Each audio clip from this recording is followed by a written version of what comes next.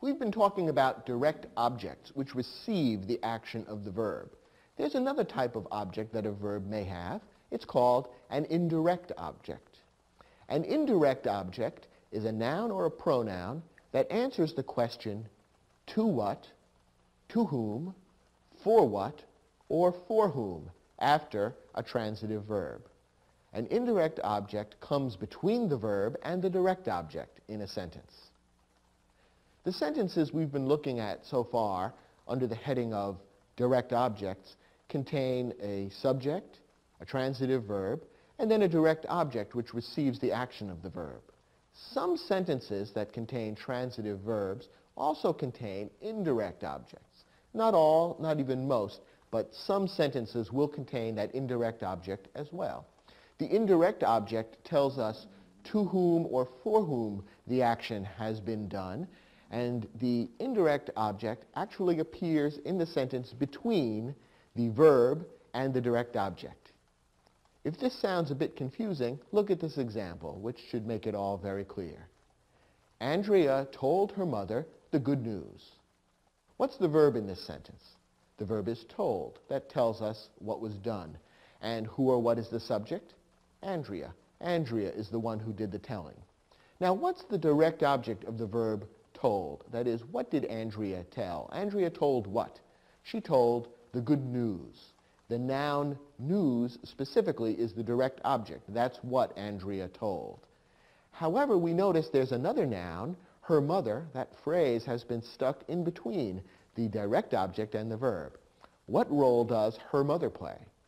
Her mother is the indirect object. That answers the question, to whom Andrea told the good news. So the direct object is news. That's what Andrea told. And her mother is the indirect object. That's the person to whom the news was told. So you notice that a specific type of transitive verb is necessary to make an indirect object make sense. A verb like tell is one that makes sense as having an indirect object, because it's the kind of verb where you would do the action to someone or for someone. You tell someone some news. That is, you tell the news to a particular person. So in this case, mother, that noun, is the indirect object of the transitive verb told. And notice that the indirect object has been placed in between the verb and the direct object. When you learn English, that's one of the things that you learn, perhaps unconsciously.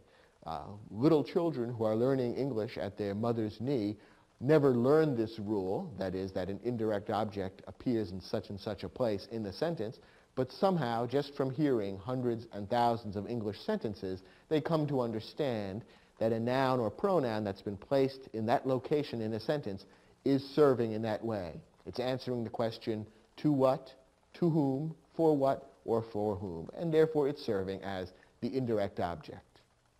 Here's another sentence to illustrate how this works. Stuart bought Donna a bouquet of flowers. The verb is bought. The subject is Stuart. Stuart did the buying.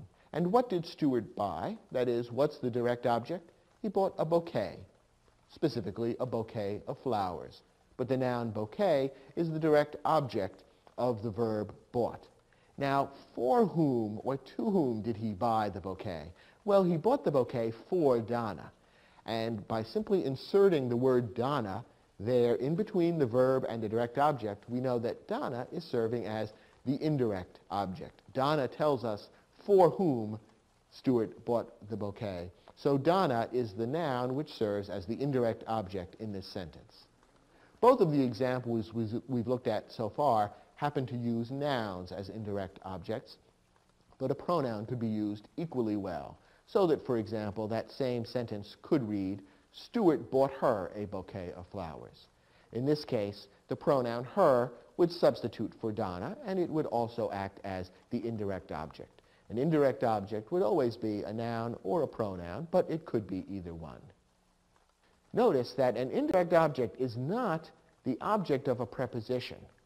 We've said that the indirect object answers the question, to what, to whom, for what, or for whom.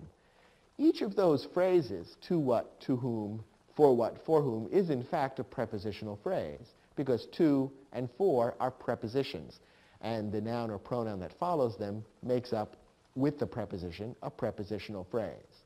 However, when you actually use the prepositional phrase in a sentence, then you no longer have an indirect object, even though the meaning is exactly the same. Grammatically, it would be considered something different and would be treated differently grammatically. Let me illustrate what I mean. Look at this sentence. Ray told his little sister a story. The verb is told, the subject is Ray. The direct object, that is, what did Ray tell, is story. That's what Ray told. Now, to whom did he tell the story? Answer, sister, his little sister more specifically. So sister is the indirect object, and it's placed just where it is supposed to be, between the verb and the direct object. Now, here's another sentence that says the same thing, but doesn't contain an indirect object. Ray told a story to his little sister. In this sentence, we have the same verb, told, and the same subject, Ray. We even have the same direct object, story. That's what Ray told. Now, to whom did he tell the story? Well, he told his little sister. But in this case, little sister is not appearing as an indirect object. Notice that it's not placed between the verb and the direct object. Instead, it has been made part of a prepositional phrase and stuck on at the end of the sentence. To his little sister. The preposition to introduces the prepositional phrase. So even though the meaning is the same, in this case, the grammatical structure is different. The indirect object has been taken out of its proper place between the verb and the direct object and has been tacked on at the end with a prepositional phrase. Either construction is perfectly clear and either one is perfectly correct. We simply want to differentiate them so that you'll understand the difference between an indirect object and the object of a prepositional phrase.